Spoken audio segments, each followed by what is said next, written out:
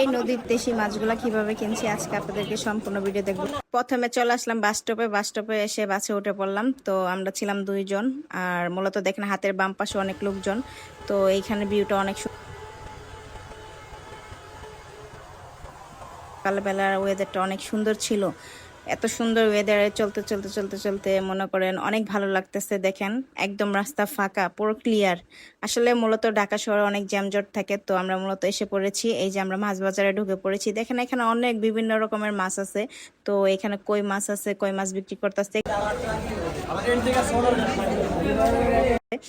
মূলত ওই যে এখানে দোকান থেকে আমার মাছ পছন্দ হয় নাই, তো ঘুরে ঘুরে দেখতেছি যে কোন মাছ নিব। এখানে পাঙ্গাস আছে, পাঙ্গাস অনেকেই খায় অনেকেই খায় না, অনেকের কাছে ভালো লাগে। আমি আসলে দেশি মাছ খুঁজতেছি, দেখি দেশি মাছ। এখানে ওই যে কাইকা মাছগুলো আছে 600 টাকা কেজি। আর এই যে দেখেন দেশি মাছ পেয়ে গেছি আমি অলরেডি। তো এই মাছগুলো আমি নিব, আমার কাছে খুব ভালো লাগছে। আপনারা চাইলে আপনারা নিতে পারেন।